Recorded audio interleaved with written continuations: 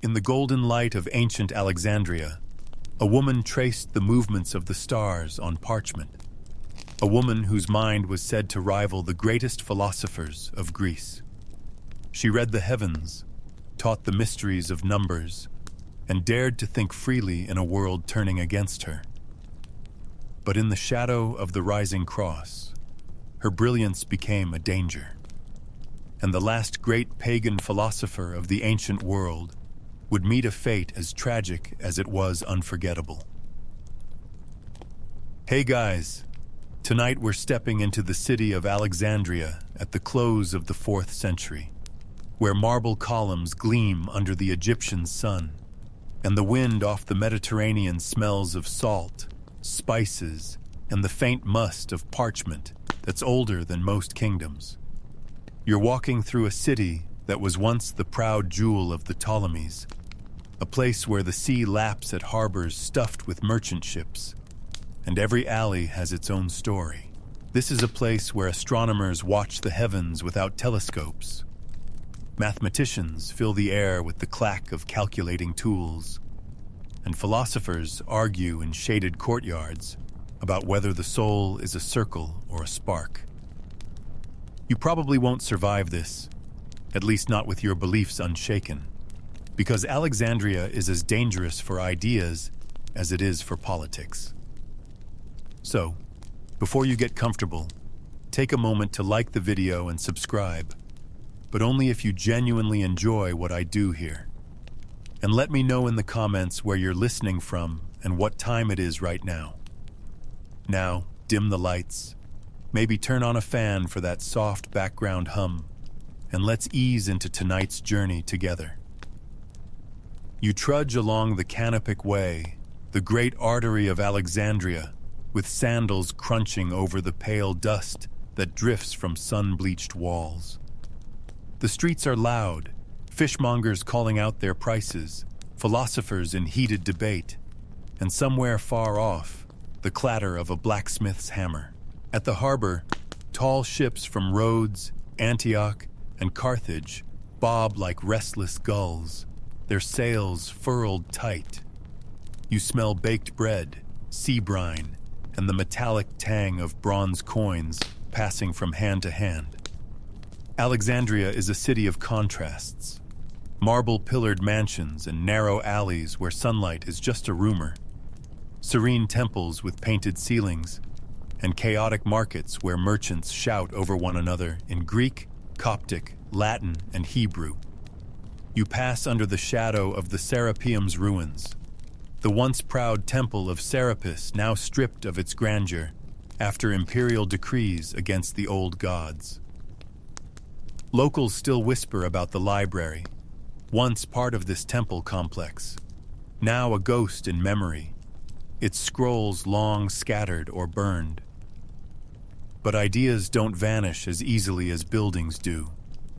They live on in minds, and in this city, those minds are still hard at work. Somewhere in a modest but well-kept home, a young woman named Hypatia grows up surrounded by this charged atmosphere. She hasn't yet made her mark, but the city is already shaping her. The rhythms of trade, the arguments of philosophers, the shifting tides of religion, all of it swirls like the currents off the Pharos lighthouse, which still towers over the eastern harbor, guiding ships and casting its light for miles. Alexandria is a melting pot, yes, but also a pressure cooker. The Roman Empire is creaking under its own weight, and here on the empire's southern edge, you can feel the tremors. Christianity is on the rise. Pagan temples are closing, and in the middle are scholars who'd rather talk about the stars than about salvation. You pass one in the street, an old man in a worn cloak, muttering about the alignment of Jupiter and Saturn. He glares at a group of chanting Christian converts as they march past, their voices sharp in the warm air.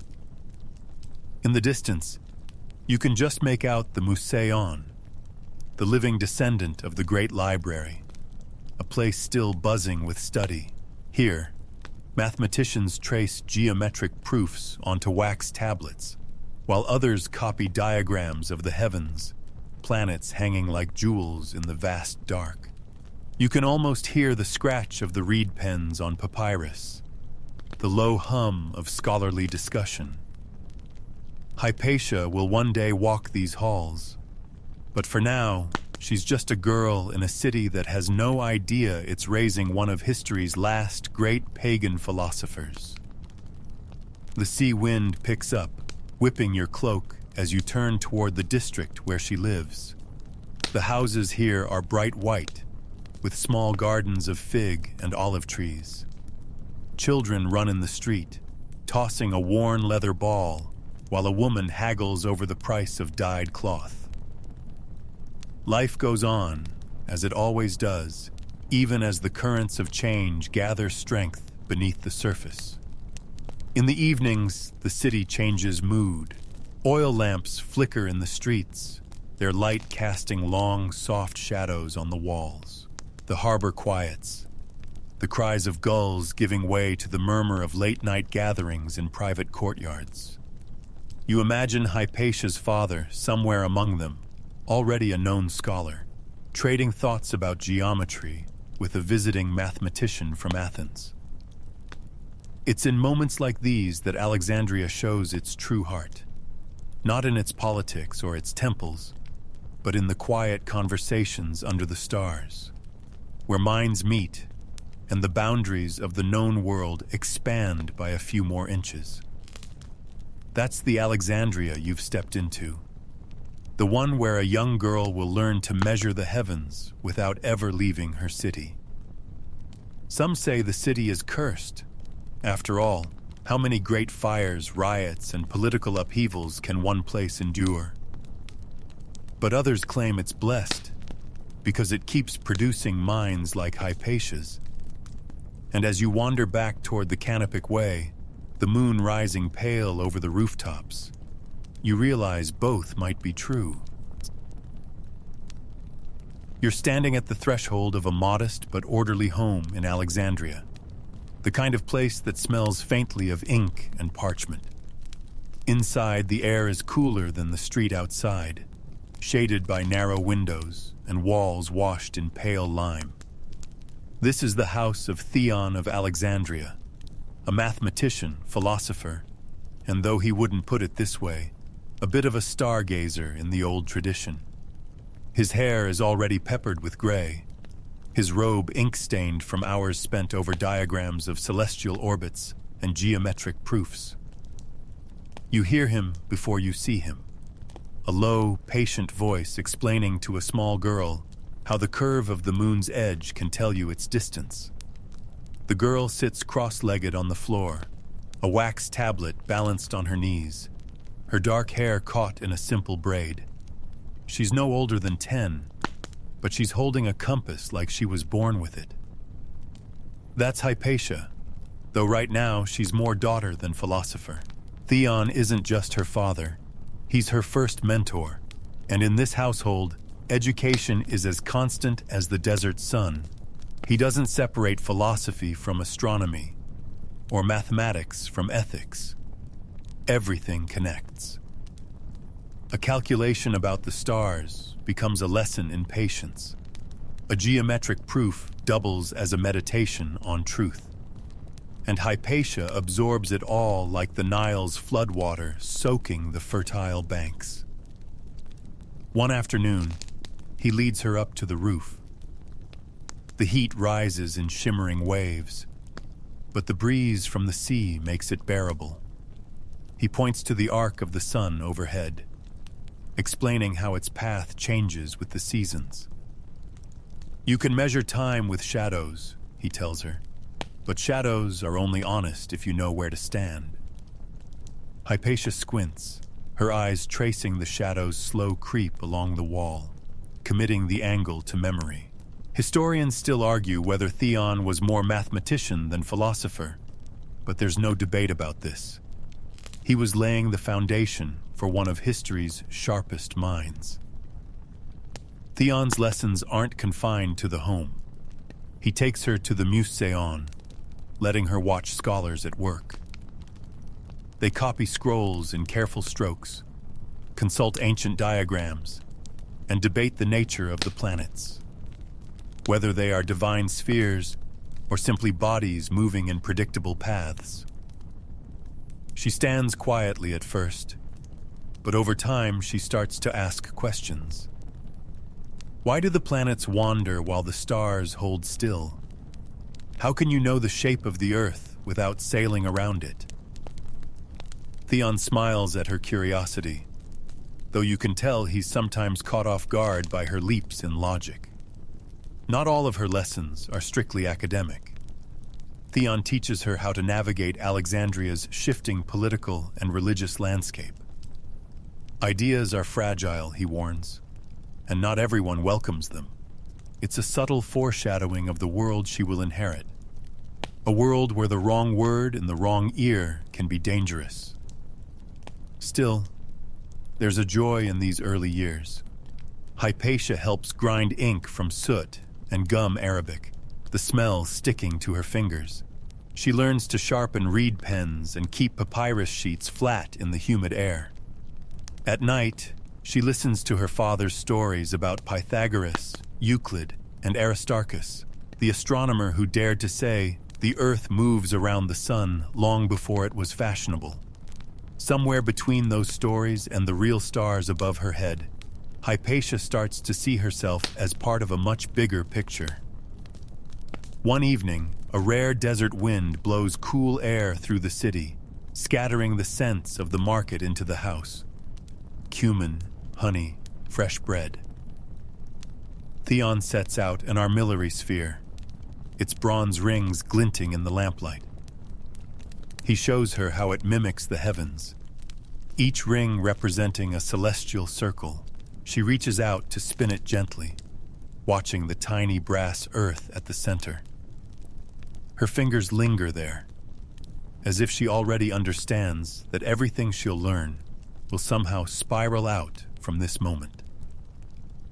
It's easy to forget, standing here, that you're in an age before telescopes, before printing presses, before the kind of instant knowledge you can fit in your pocket.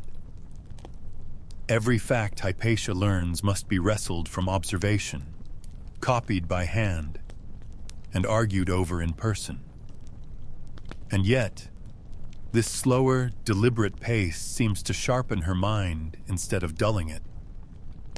Occasionally, Theon's friends visit. Scholars, mathematicians, even a traveler from Athens. They don't expect much from a girl, but Hypatia sits quietly, absorbing every word. Sometimes, she ventures a question that leaves them blinking in surprise. If the Earth is round, why don't ships simply fall off the side?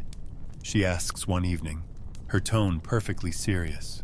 Theon hides a smile while another guest tries to answer, stumbling through an explanation of gravity that would make Aristotle himself cringe. Years later, scholars will argue whether Theon shaped Hypatia's genius or merely gave it room to grow. The truth probably lies somewhere in between. What's certain is that in this small, bright home in Alexandria, father and daughter are building more than just knowledge. They're building a way of seeing the world that refuses to separate the stars from the soul. And in the flicker of the oil lamp, you catch a glimpse of her future. The poised teacher, the mathematician, the philosopher who will stand in lecture halls surrounded by eager students. But for now, she is just Hypatia, the daughter of a stargazer, learning to read the sky one patient lesson at a time. The courtyard is quiet except for the faint rustle of olive leaves above you. Hypatia sits cross-legged on the warm ground, tracing a perfect triangle into the thin layer of sand spread over the stone. She measures one side with a length of string, marking the other sides with careful, deliberate lines. On the low table beside her lies a well-worn copy of Euclid's Elements, its corners softened by many hours in her hands. She taps the angles of her triangle with the end of her stylus, whispering to herself, "Given to prove, therefore," as if the words themselves are part of a secret ritual.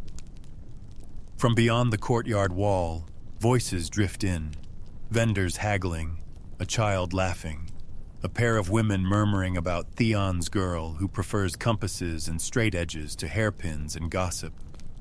Their tone is amused, but curiosity always walks alongside such comments. Theon steps into the sun, carrying a measuring rod and a bundle of wax tablets. His robe smells faintly of parchment and oil from the morning's work. Setting the rod upright, he places a water jug nearby, then draws a circle around it in the sand. As the shadow shifts with the moving sun, he shows her how the angle changes with each passing moment. "The shadows will tell you the truth," he says, "if you know where to stand." Hypatia watches intently, squinting against the brightness, memorizing each mark he makes. Later, they walk through shaded colonnades to visit other teachers. One teaches her to shape arguments with logic, tight, precise chains of reasoning. Another reads aloud from Plato, then Plotinus, weaving abstract philosophy with the idea of a single, perfect source for all reality. Hypatia listens without blinking, her brow furrowed, as if she can already feel the weight of these ideas settling into place. At a scribe's shop, she leans over a counting table dusted with fine sand. Small pebbles act as numbers, and she moves them quickly and evenly with both hands, turning addition into something fluid, almost like music. The scribe chuckles and offers a tip. "Rubbing natron on your fingertips to keep papyrus from sticking sharpens the mind." She humors him, trying it once, then returns to her work without comment, her attention too focused to be swayed by superstition. The streets outside are alive with sound and movement. Carts rattling, gulls calling, the smell of baked bread and fish carried on the wind. Somewhere a donkey brays at an unfortunate pitch, startling a child who bursts into laughter. Hypatia smiles at the interruption, then returns to the problem on her tablet. In the cooler hours of late afternoon, she studies the curves described in Apollonius's work on conics, parabolas, ellipses, and hyperbolas, shapes that will one day help explain the paths of comets and planets. Using string and pins, she draws the lines slowly, letting the forms reveal themselves. Her father watches in silence, knowing when to speak and when to let her discover the answers alone. Visitors stop by the house from time to time. Students of Theon, traveling scholars, curious neighbors. They don't expect much from a young woman, but she surprises them with clear, quick explanations. When asked about eclipses, she arranges oil lamps and a clay sphere, showing how shadows fall and the moon can hide the sun without the help of mythical beasts. The guests leave with a new understanding, and in the street, the stories about her begin to change. From a clever girl to a mind worth listening to. Her days form a steady rhythm, geometry at dawn, copying texts in the late morning, philosophy in the afternoon, and astronomy in the evening. She writes with steady hands, keeping her lines crisp even when the air is heavy and warm. Mistakes are scraped from wax tablets, then tried again until the solution is clean and satisfying. One evening, her father asks her to explain the Pythagorean theorem to him as though he were a neighbor with only a few minutes to spare. She does so without hesitation, sketching squares along each side of a triangle and showing how their areas connect. She speaks simply, but the precision in her voice makes the proof feel inevitable. When she finishes, Theon nods slowly, proud without saying so. Historians still debate whether, During these years, Hypatia traveled beyond Alexandria to further her studies, or whether she remained here, letting the city bring the world to her.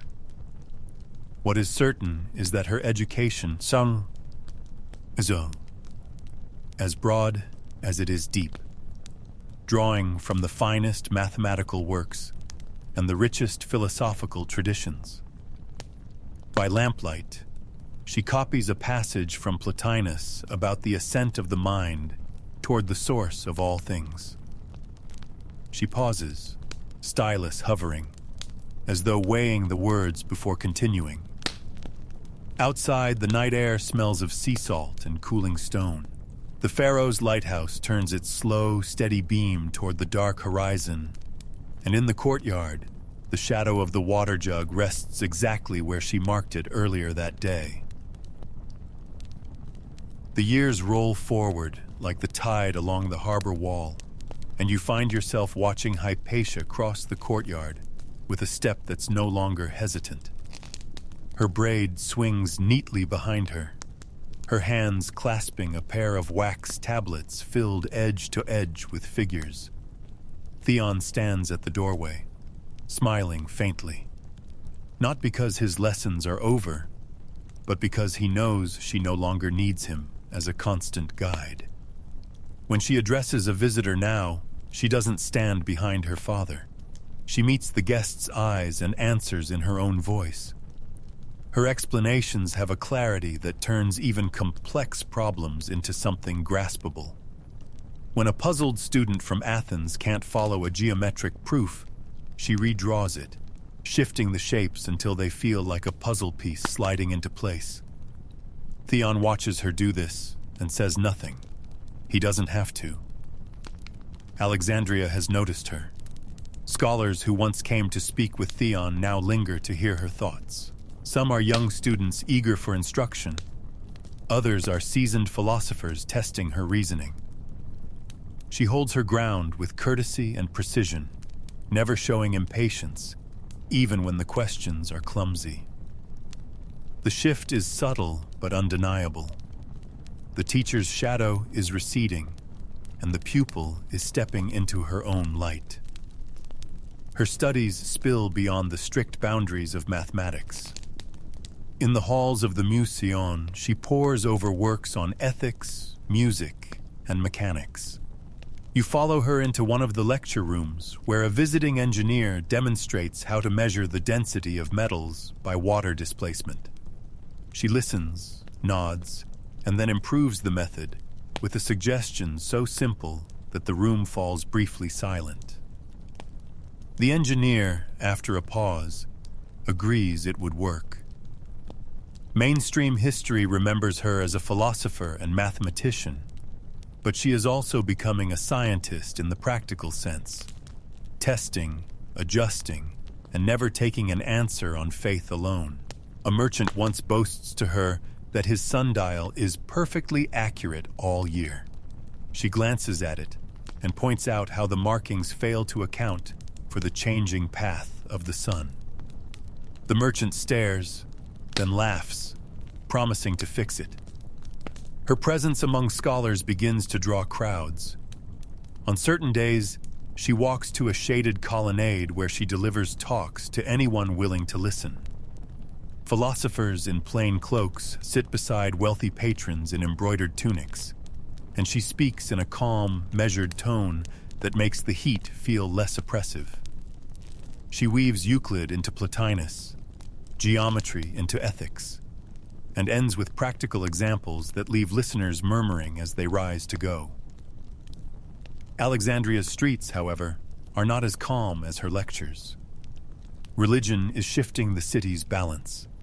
Pagan temples still stand, but Christian congregations are growing in number and influence. Murmurs pass through the market about imperial decrees, new bishops, and the slow closing of the old ways. Hypatia hears these murmurs but keeps her focus on her work, though you can see she understands the undercurrents. Theon reminds her that knowledge can be as dangerous as it is precious, but she has already accepted that risk.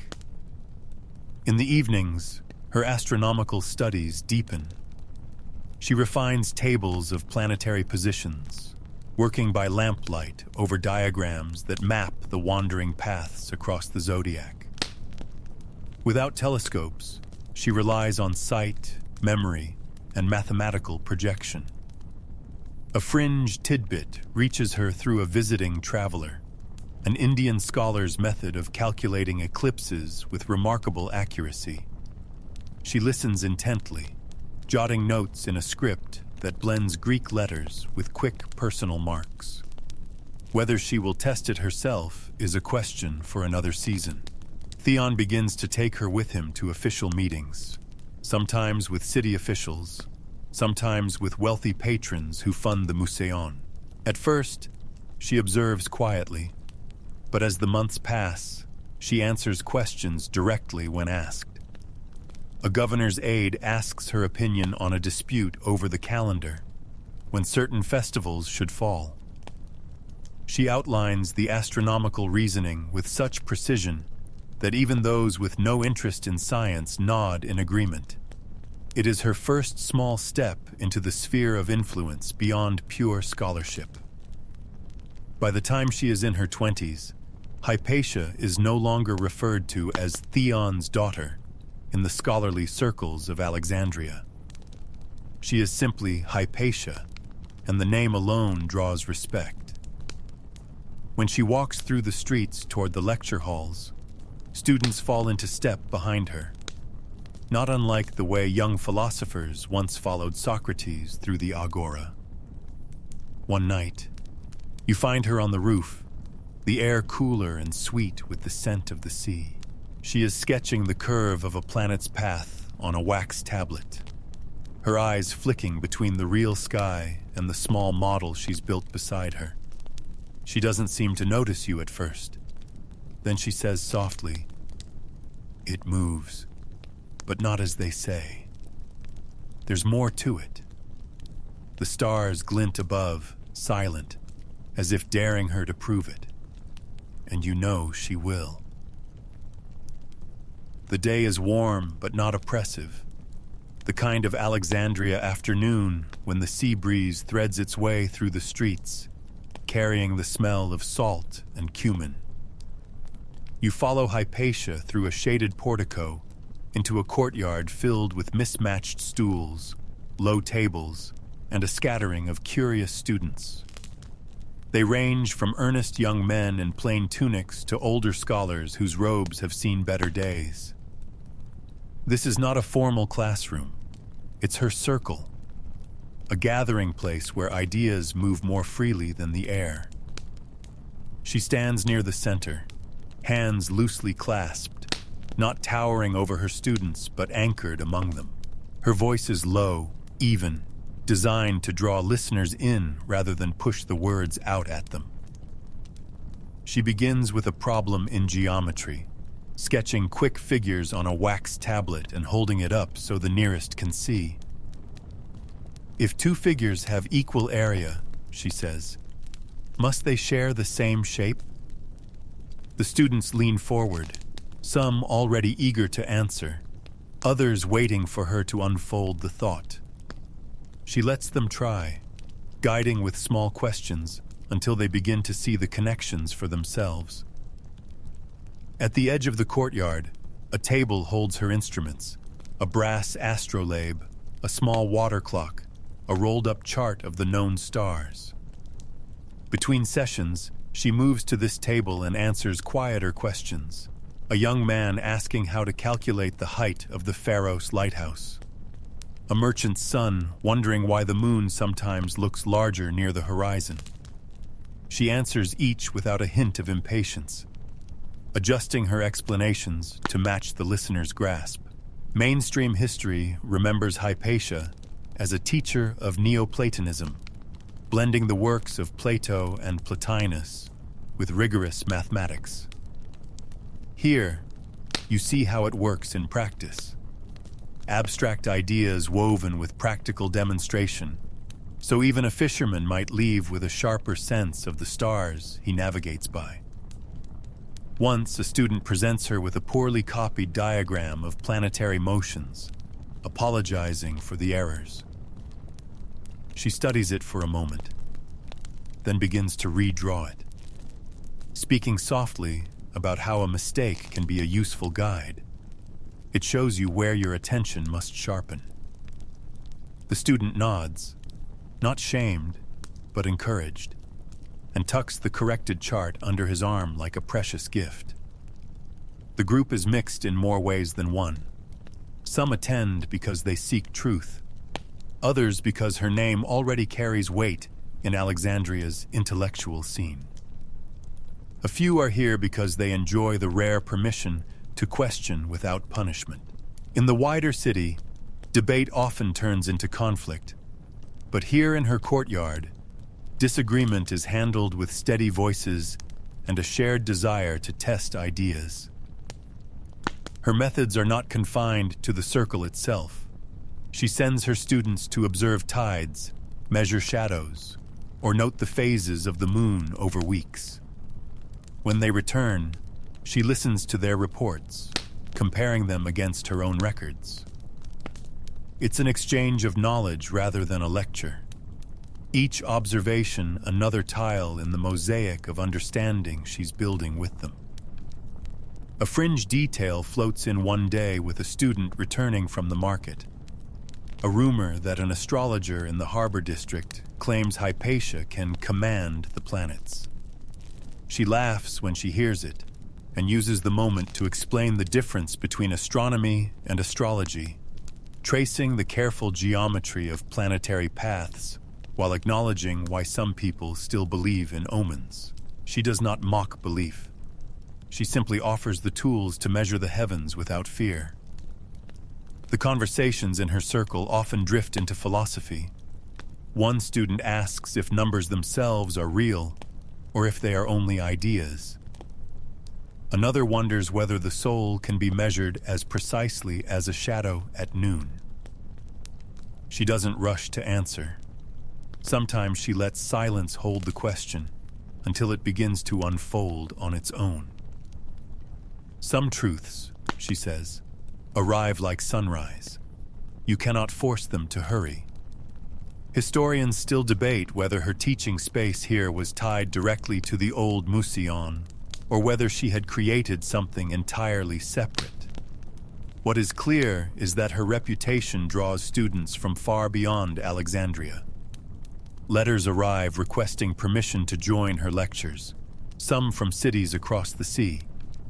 Those who come stay for months or years, leaving with more than they expected: mathematics, philosophy, and a model for how to think without fear. As the afternoon fades, oil lamps are lit around the courtyard. Students linger, reluctant to leave.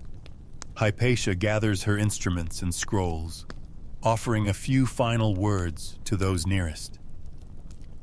When the last student goes, the courtyard falls into a peaceful quiet, the air warm and fragrant from the nearby garden.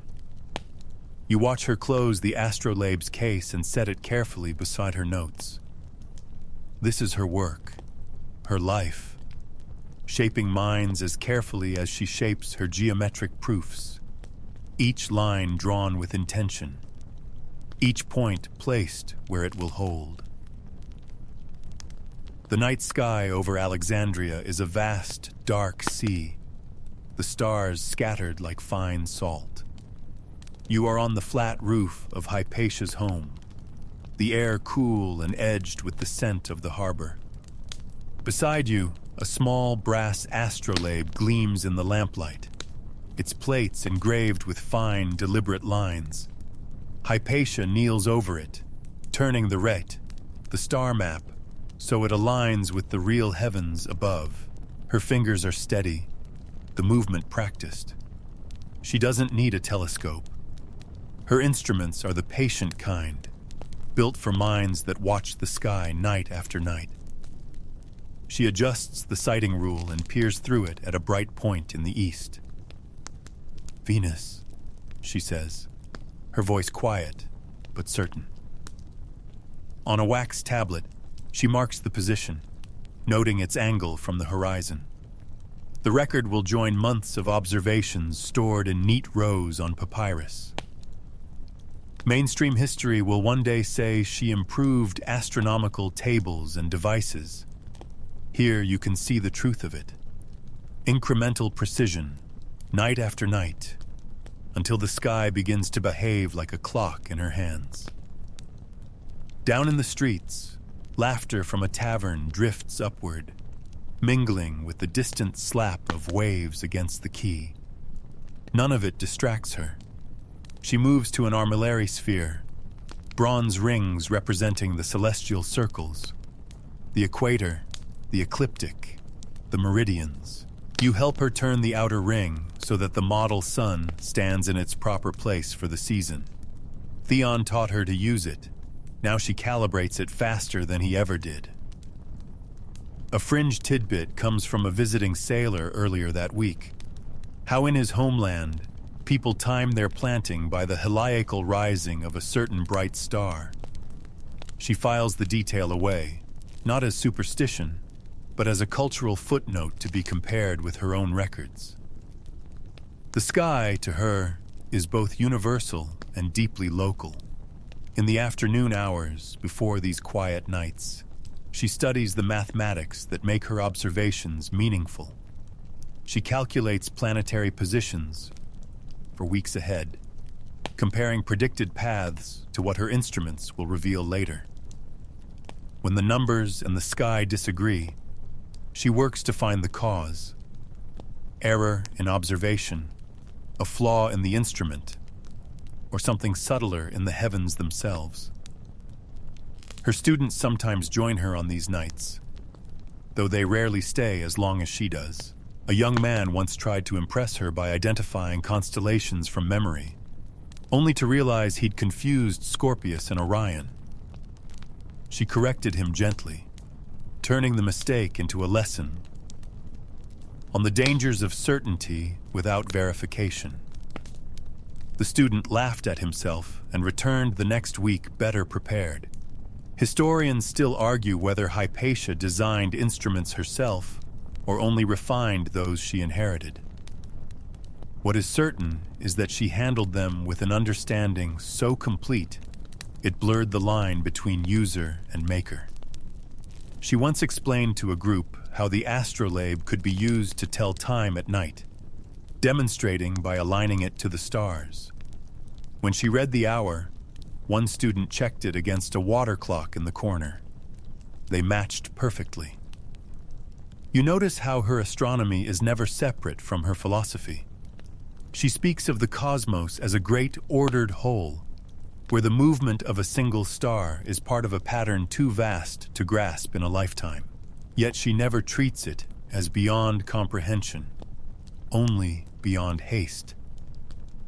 The heavens do not hurry, she tells a student, and neither should you. On this particular night, she takes a moment to sit back, the armillary sphere before her, the real stars above. She traces the model's ring with one finger, then looks upward to match it against the curve of the Milky Way. The wind lifts her hair, and for a moment she is still, as though measuring something not with her instruments, but with herself. In the distance, the Pharos lighthouse turns its great fire, sending a slow wheel of light out over the dark water. The sound of the city is muted here on the roof, replaced by the quiet ticking of her work, the scrape of stylus on wax, the soft click of brass. She writes the last measurement of the night, sets her tools in their cases, and gazes once more at Venus now edging lower toward the horizon. The sky shifts, patient and immense, and she moves with it. Morning in Alexandria arrives with the sound of the marketplace, wooden wheels on stone, voices rising over the bargaining for bread, olives, and fish. You move through the bustle beside Hypatia, the hem of her pale robe gathering a little dust from the canopic way. She keeps her head slightly bowed, not out of timidity, but to avoid unnecessary notice. The city feels different lately, quicker to suspicion, slower to trust. The streets carry more than the smell of spices and sea air. You catch sharp notes of tension, like a drawn bowstring. Since the emperor's edicts favoring Christianity, the city's old balance has shifted. Pagan temples stand shuttered or repurposed. Christian churches rise with fresh plaster and ringing bells. In between are the Jews of Alexandria, holding their own ground. The three communities share streets, but rarely share peace. Hypatia is no stranger to this divide. In the marketplace, a group of Christian preachers speak near the steps of an old portico. Their voices are steady but edged, condemning what they call the false idols of the past. A few paces away, an older man mutters a quiet prayer to Serapis as he adjusts the strap of his satchel. Eyes flick between the groups, wary of the spark that might catch. A mainstream fact floats into your mind as you watch. Alexandria has a long history of religious conflict, stretching back to Ptolemaic times. Even under Rome, the city has erupted into riots more than once over faith, politics, or both tangled together. Hypatia knows this history well. She walks carefully, exchanging greetings only with those she trusts. As you follow her toward the Museion, the sounds change from market noise to the murmured debates of scholars. Even here, the divisions seep in. Some lecturers have left the city, unable to work under the watchful eyes of new authorities. Others adapt, speaking more cautiously about philosophy that once was shared openly. One of Hypatia's students meets her at the entrance, anxious. There was an argument the night before outside a synagogue. Tempers flared, and the watch had to break it apart. She listens without visible reaction, but you sense she's filing it away. Not as gossip, but as another signal in the city's shifting pattern. In the colonnaded halls, her teaching goes on, but the outside world presses closer. Students bring not only questions about mathematics, but also news. An imperial decree here, a rumor about a bishop's intentions there. She answers their academic questions directly, and their political ones with careful neutrality.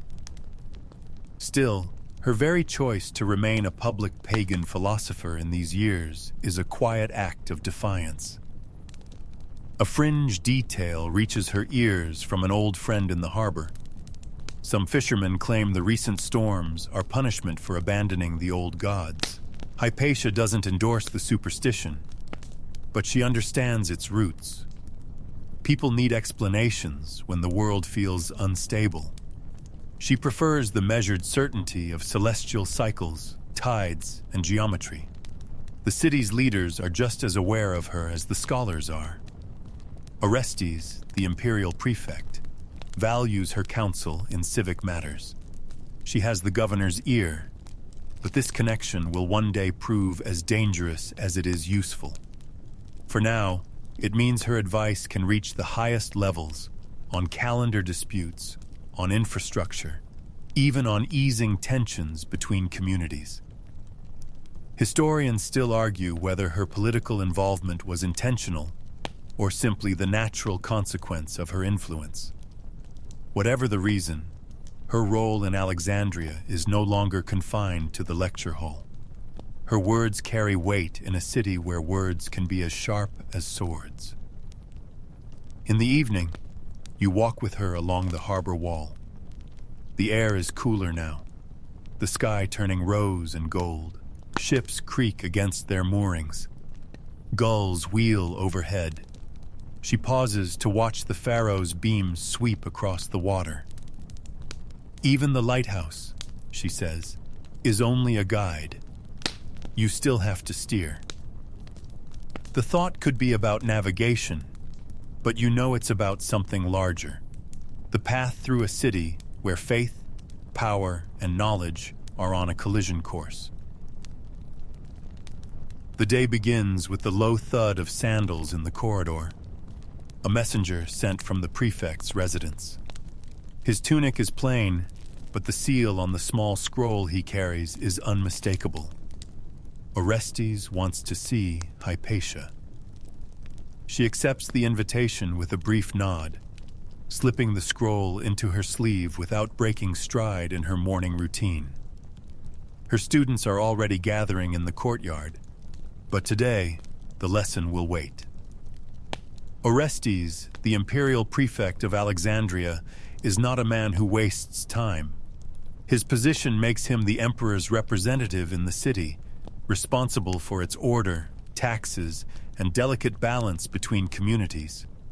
You've seen him before, moving through the streets with a small guard, alert, deliberate, aware of every set of eyes on him. You accompany Hypatia through the streets toward his residence. The tension from recent months rides on the air like dust. The memory of arguments and scuffles between Christian and pagan groups lingers at every corner. Merchants glance up as she passes, some with a quick smile, others with a measured, unreadable expression. Her reputation precedes her, respected by many, distrusted by some. Inside the prefect's villa, sunlight pours through wide, open courtyards. Servants move quietly, their footsteps muffled by mosaics of sea creatures and mythic scenes. Orestes greets her warmly, his voice carrying the careful tone of someone who knows she is valuable beyond her scholarship. He asks about a matter of civic concern, a dispute over the scheduling of public games, tangled in arguments about the lunar calendar. The bishop supports one date, the city's traditional astronomers another. Hypatia listens, her hands folded, and then outlines the astronomical reasoning for the traditional date, grounding her argument in the predictable motion of the heavens. It's a simple solution, but her manner makes it seem inevitable, a balance between science and civic order. Orestes leans back, considering. He will use her advice, though the bishop will not be pleased.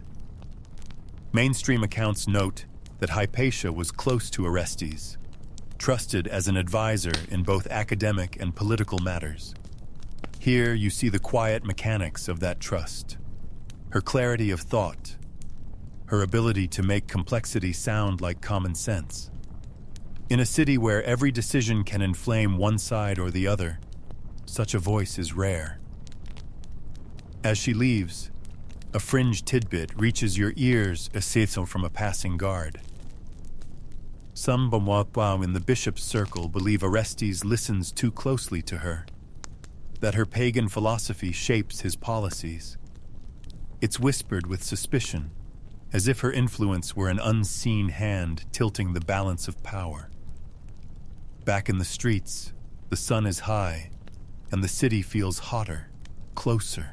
Hypatia moves at her usual unhurried pace, stopping briefly at a bookseller's stall to exchange a few words about a newly arrived manuscript. Her calm contrasts with the restless energy around her. A small group of Christians debates scripture on the steps of a portico. Across the square, an older pagan priest hands out amulets to passers-by. The lines between faiths are visible everywhere now, etched into the rhythm of daily life. In the afternoon, she returns to her students. They gather in the shaded colonnade, expecting lessons in mathematics. But one student cannot help asking about the prefect's summons. She answers without giving details, turning the conversation toward the importance of reasoned judgment, especially when others are drawn toward division. A good navigator, she says, watches the whole horizon, not just the nearest wave. Historians still debate whether Hypatia sought political influence or simply found it unavoidable. Either way, her presence in the prefect's council deepens her role in the life of Alexandria. She is no longer just a scholar above the fray. She is a figure standing at the crossroads of knowledge, power, and belief. Evening comes with a slight breeze from the sea. You walk with her past the harbor, where ships from distant ports unload their goods under the fading light. She pauses for a moment, eyes following the curve of the horizon. There is no sign in her face of the pressures that weigh on the city, only the quiet certainty of someone who believes the course of the stars will outlast the tempers of men. The morning feels heavier than the air should allow. You walk through Alexandria's winding streets with Hypatia, and it's impossible not to notice the way conversations fall quiet as she passes. Some eyes follow her with admiration. Others watch with the cool suspicion that travels faster than truth. Word has been spreading. Ugly, distorted things about her. In the markets, whispers coil like smoke. That she weaves spells in her lectures. That her astronomical instruments are talismans of dark power. That her teachings turn minds away from the true faith. You can almost see the way rumors change shape from ear to ear, growing teeth. The source is no mystery. Cyril, the city's bishop, commands a loyal and vocal following. His authority over the Christian community is vast, and his rivalry with Orestes is an open secret. Hypatia's friendship with the prefect makes her an easy target. Supporters of the bishop hint that she is the reason Orestes resists certain church demands, that her pagan philosophy is a veil for political manipulation. In her courtyard, students gather as always, but today there's a tension in their faces. One hesitates before unpacking his wax tablets, then blurts out the question they're all thinking. Is it true what they say about you? Hypatia's expression doesn't change. She sets down the astrolabe in her hand, meets the young man's eyes, and simply says, "We will measure truth the same way we measure the heavens, by what is constant, not by what is shouted." The class resumes, but the words hang in the air like a protective charm. Mainstream history notes that rumors of sorcery and subversion were used against her. Here you feel the personal cost. Friends speaking less openly in the streets, neighbors avoiding her doorway, the occasional hostile glance when she passes. The instruments on her work table, the armillary sphere, the water clock, have not changed. Yet in the mouths of her enemies, they become sinister relics. A fringe story reaches her through a student's uncle, that she rides through the city at night in a silver chariot under the new moon, casting spells from scrolls written in fire. She laughs softly at the absurdity, though you notice she does not entirely dismiss it aloud. Some fictions, she says, reveal more about the teller than the subject. As the days pass, her walks to the Museion draw more attention. Groups loiter near the steps, some with open curiosity, others with the calculated stillness of those sent to watch. A few mutter as she approaches, but she does not alter her pace. If she hears them, she gives no sign. In the lecture hall, she continues to teach as before. Geometry, philosophy, astronomy, refusing to let her work shrink under the weight of rumor. Yet even here, the divisions outside creep in. Two students, once friends, exchange sharp words over a philosophical point that has somehow become tied to their faith. Hypatia intervenes, not to take sides, but to remind them that the purpose of study is to sharpen understanding, draw weapons. The tension eases, but you can feel it lingering like an unspent storm.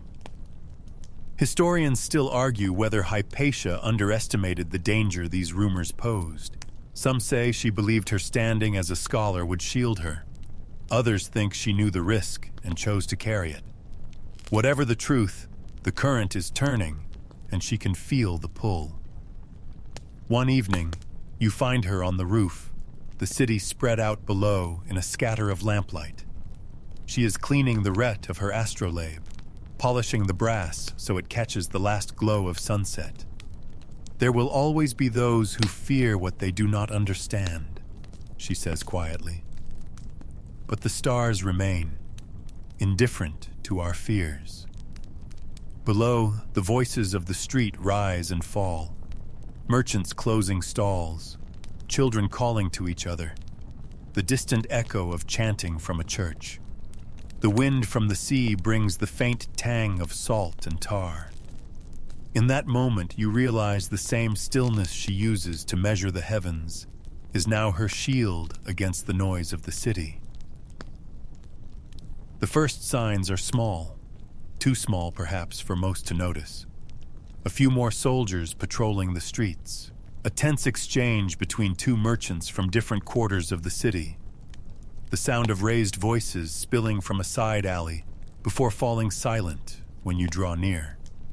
Alexandria has always been a place of argument, but now the arguments seem sharper, edged with something brittle and dangerous.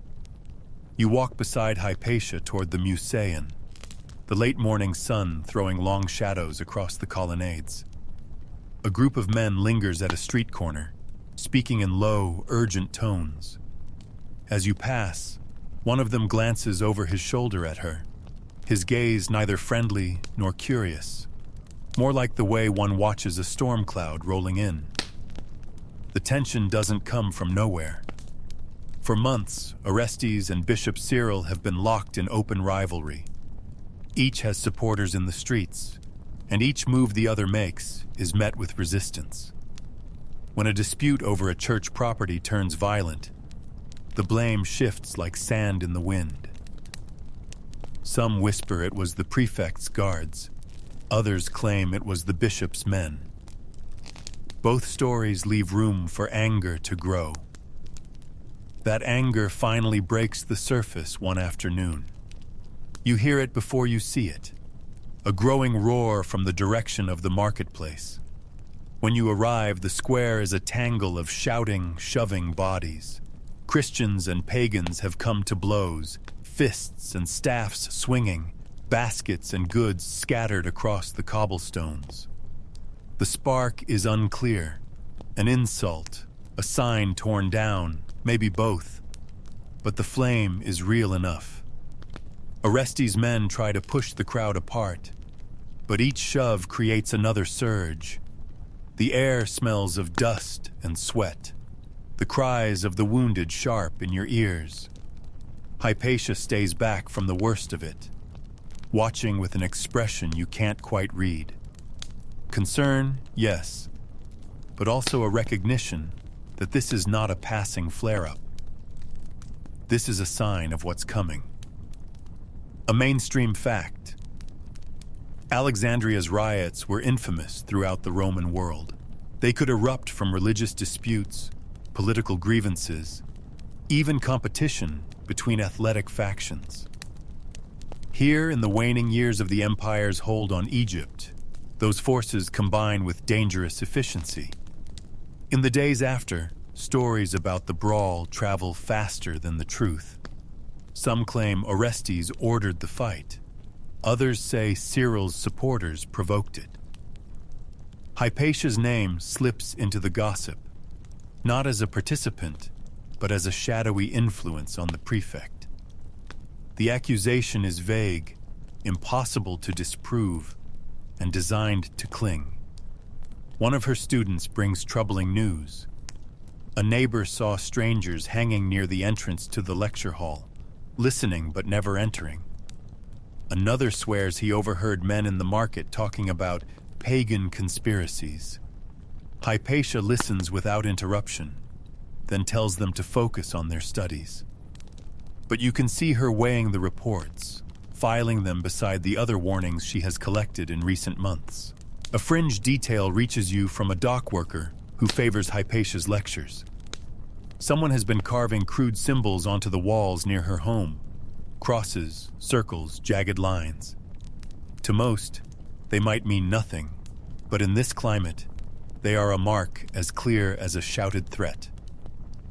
Despite this, she keeps her routines.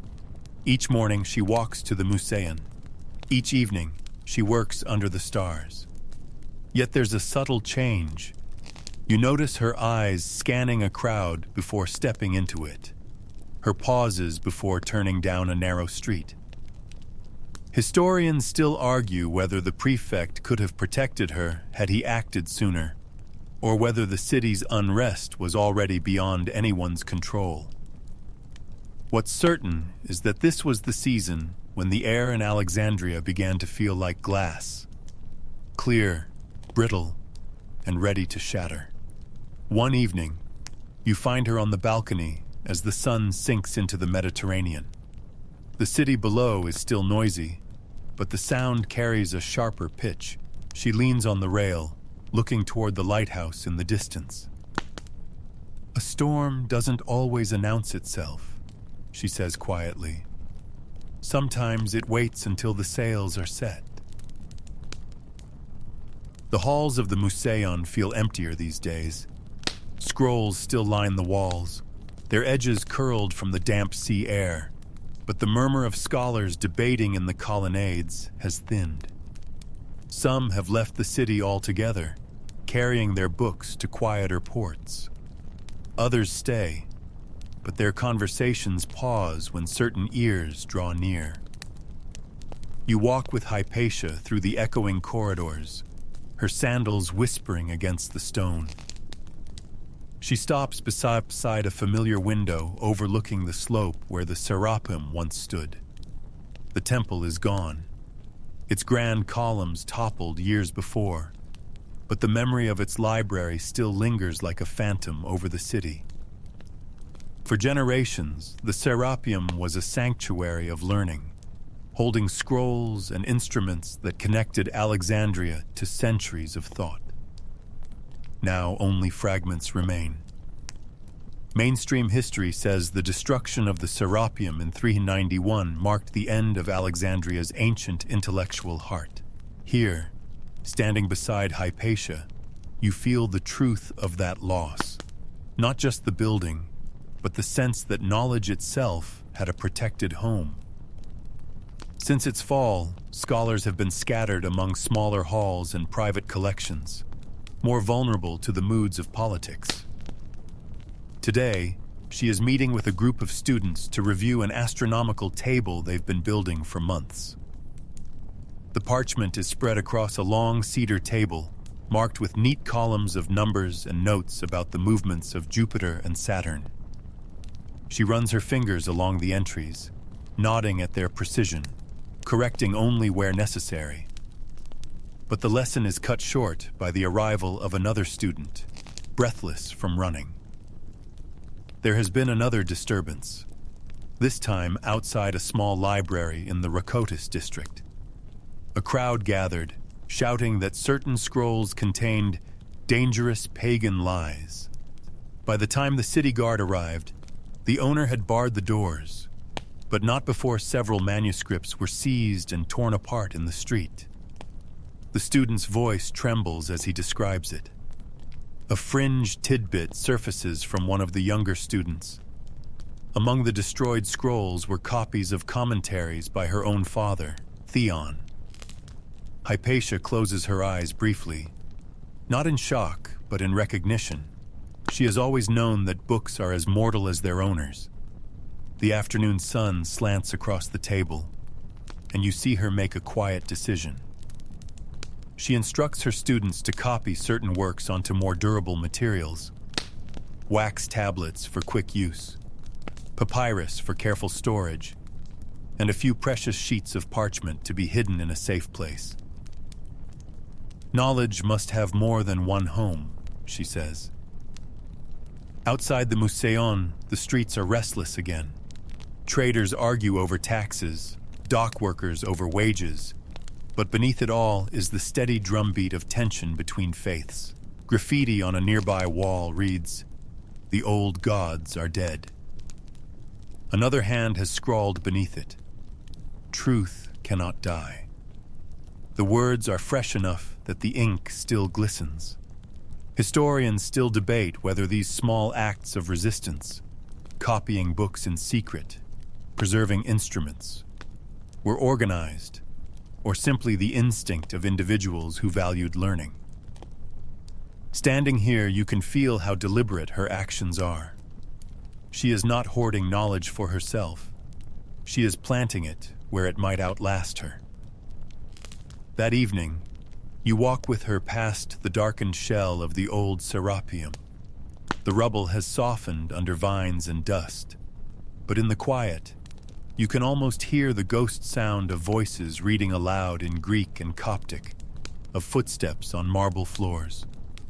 Hypatia pauses, resting a hand on a fallen column. "They thought they could end it here," she says, almost to herself.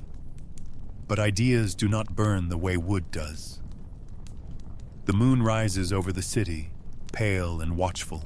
Somewhere far off, you hear a burst of laughter from a tavern.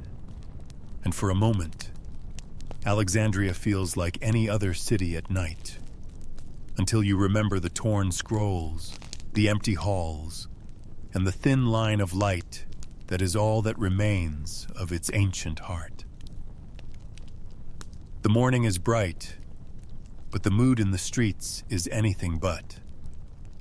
You can feel it before you see it, an unease that makes people walk faster, speak in lower voices, and glance over their shoulders. Hypatia moves at her usual steady pace, though her eyes scan the crowds with more intention than before. The news reaches her before she reaches the Museum. A small group of Cyril's supporters gathered outside a church the night before, speaking not in sermons, but in accusations. They named her openly, calling her a witch, a corrupter of youth, a manipulator of the prefect. They claimed she used magic to keep Orestes from reconciling with the bishop. No evidence, no detail, just enough venom to stick in the ear of anyone already looking for a reason to hate. Mainstream accounts record this moment. The accusation that Hypatia's influence was the barrier between Alexandria's two most powerful men. Here, you see the way it lands, not as a single blow, but as a fracture in the fragile wall of safety she has built. In her lecture that day, the usual rhythm is missing. Students listen closely, but some glance toward the door more often than toward her diagrams. Even those who try to focus carry the tension in their shoulders. She addresses the rumors only once, pausing between explanations of planetary motion. "The stars move as they always have," she says, regardless of who seeks to claim their course. Then she returns to the lesson, as if the words are shield enough. In the afternoon, Orestes sends a messenger. The prefect warns her that the city's mood is turning fast. He suggests she keep to her home for a time. Hypatia thanks him, but does not promise to withdraw. To stop teaching now would be to accept the premise of the accusation, that her words are something to hide. A fringe tidbit arrives from a friend in the docks. Someone has been paying boys to follow her in the streets, chanting insults under their breath until she is out of sight. It's petty, but deliberate, meant to unsettle without drawing a formal charge. That evening, she meets with a small group of trusted students in her home. The lamps cast warm circles of light across the table as she instructs them to continue their studies, whether or not she can be present. She gives them specific works to safeguard, copies of her commentaries, certain astronomical tables, and tells them to keep them outside the city if they must. Her tone is calm, but every word is measured. Historians still argue whether this was the moment she understood the true danger she was in, or whether she believed reason could still prevail. Watching her now, it seems she knows the tide has shifted, but refuses to be carried backward by it. When the students leave, You walk with her into the courtyard. The night air smells faintly of smoke from a distant fire. She looks up at the moon, nearly full, and traces an arc in the air with her finger, as if marking its path for memory's sake. "The heavens," she murmurs, "do not answer to our quarrels." But her eyes, in that moment, hold the weight of someone who knows that the quarrels can still claim a life. The morning begins with ordinary sounds. Broom bristles against stone, a jar lid tapping shut, the lazy coo of pigeons. You tie your cloak and step into the street beside Hypatia. The light is soft, the kind that makes plaster walls glow, and for a moment the city almost feels at ease. She moves at her usual pace, calm, composed, a stack of wax tablets tucked in one arm. Up close, you notice the slight tightening of her mouth, the way a sailor glances at the sky before judging the sea. You follow her along a lane that smells faintly of bread and wet clay. A boy darts past with a basket of figs, glancing back as if he wants to speak, and then thinks better of it. A woman watering basil on a window ledge pauses before returning to her task with deliberate care. The city is pretending to be busy. You turn into a narrower alley where shade keeps the stones cool. High above, laundry flutters, and Hypatia's sandals whisper over grit. She carries herself, as always, as if the weight of attention belongs to the watcher, not to her. A stray dog trots beside you for a dozen steps before losing interest and wandering off. At the far end of the alley, two men step aside to let you pass, faces unreadable. You keep walking. The street opens onto a wider thoroughfare where the sun sits like a coin on the paving. A small group stands near a portico, speaking too quietly for casual conversation. One of them glances at Hypatia and then away. It is 415 CE. The prefect, Orestes, and the bishop, Cyril, are locked in a feud that has split the city. Hypatia's friendship with Orestes is no secret. Whether chosen or inherited by circumstance, her position now places her in the center of Alexandria's tensions. She turns down another side street, lined with workshops. A smith's hammer rings steadily. In a basket outside a scribe's stall, slips of papyrus lie in the sun. Hypatia pauses to ask after a manuscript promised weeks ago. The scribe stammers apologies. She nods once and continues. Ahead, the road bends toward the quarter where her students often meet her. Today, the curve feels like a held breath. A handful of men stand where the shade deepens. Their tunics are plain. Their eyes are not. Hypatia notes them with the smallest shift of her shoulders and keeps walking. They step forward with false courtesy. There is a greeting, then a request. Come with us, the bishop wishes to speak. She refuses, offering to meet in her home or the lecture hall instead. The leader's smile hardens. Some accounts say these men are parabolani. Others call them townsmen stirred by rumor. All agree on the shape of the moment. A circle forms around her in the street, and the city looks away. A cart rattles by. The driver keeps his eyes on the harness. On a balcony above, a curtain trembles. A pomegranate drops and rolls until it taps a drain. A ribbon of laundry twitches in a draft. The men press closer. Someone reaches for her arm. She draws back. Shouts rise. Accusations of witchcraft, of blocking peace between Orestes and Cyril. Hypatia says only, "I teach." Hands move. Her wax tablets fall, clattering on the stone. The crowd pushes toward the shadow of the portico. People watch from a distance but do not move to help. Sources agree on what follows. She is seized and will not return home. The rest, they do not tell the same way. You hold to what you see, movement, noise, the living door of bodies closing. When the crowd finally disperses, the street looks ordinary again. Pigeons return to peck at crumbs. A woman sweeps her threshold. Somewhere, a bell marks the hour. You stand at the bend, the air tasting of grit, the day already sliding into the shape it will keep in memory.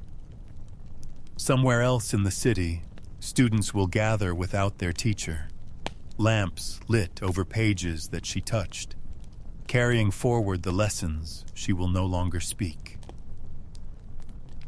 The portico is quiet now, but the silence feels weighted, as if it has learned what happened here and is reluctant to speak of it. The stones underfoot still hold the warmth of the morning, but the street has cooled in another way. Voices passing by are muted, glances are quick, and the air smells faintly of dust, unsettled too quickly. Word moves faster than footsteps in Alexandria. By midday, the story has reached the harbor, the market, and the narrow lanes of Rakotis. Each telling shifts the edges. Some claim she resisted a lawful summons. Others say she mocked the bishop's men. Others that she was taken for her own safety. The details contradict, but the ending is the same. Hypatia has vanished from the streets. Mainstream history will condense this into a single line. She was killed by a Christian mob. But living through the day, you feel the slow shock of it in waves. Students arrive at her home to find the door closed and no word within. A messenger from Orestes is seen speaking urgently with the city guard. Neighbors begin to choose their silences carefully. In the hours that follow, fragments of truth surface. Someone saw her pulled toward the Caesareum, the large church in the heart of the city. Someone else swears they heard shouting inside, the sound of wood breaking. Another says the crowd dispersed quickly afterward, their faces grim and unreadable. No one offers more than this, either from fear or fatigue. Historians still argue over the manner of her death. Some accounts, written decades later, describe it in brutal detail, how she was stripped, beaten with tiles, and her body burned. Others are spare, recording only that she died violently. The arguments over the truth do not change what the day already knows. She is gone, and Alexandria has lost one of its clearest voices. In the lecture hall, her instruments remain where she last set them. A brass astrolabe beside a rolled chart of the stars. A small stack of wax tablets with half-finished diagrams. The air is heavy with the absence of her voice. Students linger at the edges, speaking in low tones. One runs his hand over the cool metal of the armillary sphere, then steps back as if it might vanish too. A fringe tidbit reaches you in the evening from a dock worker. A merchant's clerk has hidden a bundle of her writings in a sealed jar beneath his storeroom floor. He says nothing about it to the others, not even his family. Perhaps in time, someone will find it. The city itself seems altered, as though the streets have one fewer landmark. The canopic way stretches on as always, but walking it without her at your side feels wrong. The lighthouse still casts its beam, but its slow rotation seems less certain somehow, as if the loss of a mind like hers can unsettle even stone and fire. By nightfall, the rumors have already begun their work, casting her as a saint to some, a warning to others, a villain in the stories told by her enemies.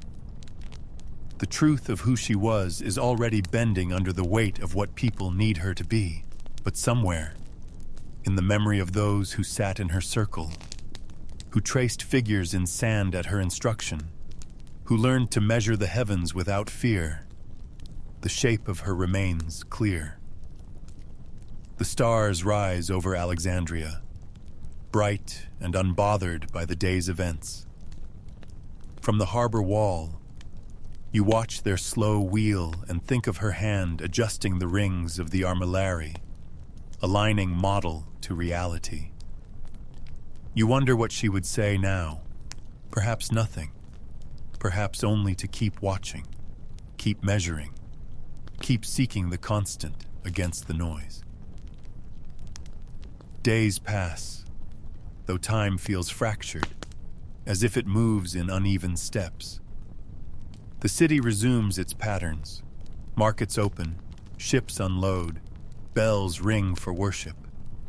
But something has shifted beneath it all. Her absence is a hollow in the shape of a person, a space where thought and voice used to stand. You walk past the courtyard where her students once gathered. The stools are stacked against the wall, the table bare. A thin layer of dust softens the outlines of everything, muting the colors. A breeze stirs, carrying the faint scent of dried figs from a nearby stall, and for a moment it feels like she might return to set out her instruments, to begin a lesson as if nothing had happened. Mainstream history will remember her as the last great pagan philosopher of Alexandria. But here, in the city she knew, she is remembered more personally. A teacher who spoke plainly, who listened without rushing, who could turn a complex proof into something a fisherman could understand. Students meet quietly now, exchanging copies of her notes, piecing together lessons from memory.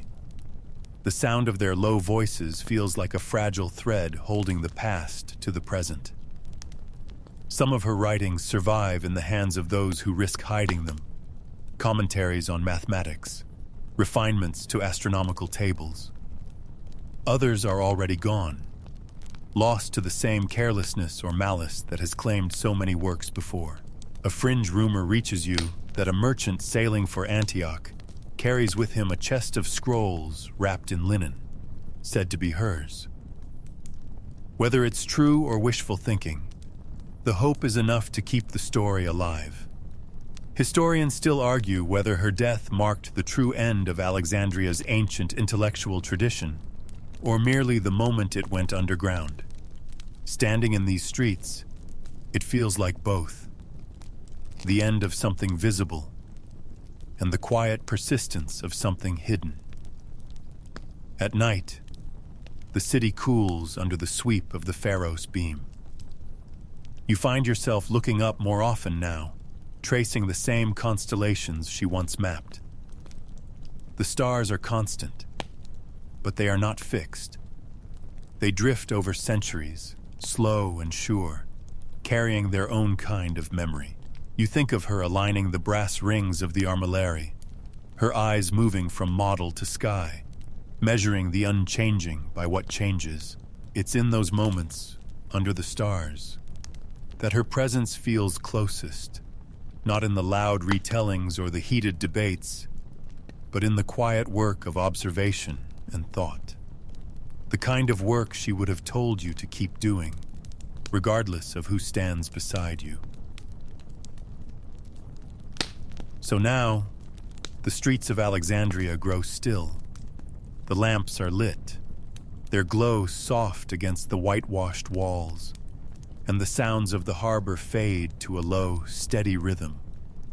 You let your steps slow, feeling the cool stone beneath your feet, the gentle brush of air drifting in from the sea. Above, the sky is clear, every star in its place, the moon casting a pale road across the dark water. You picture her there, somewhere in memory, tracing the same paths, steady hands guiding a circle of brass until it matched the truth overhead. That image lingers, quiet and unshaken, like a lantern in the dark. Whatever stories will be told about her, whatever shapes her name will take in the centuries to come, here and now she remains as she was, a teacher, a seeker of patterns, a mind turned toward the heavens.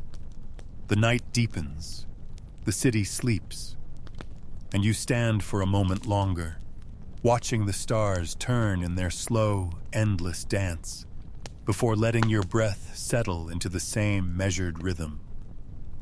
The light will come again, as it always does. Until then, you rest.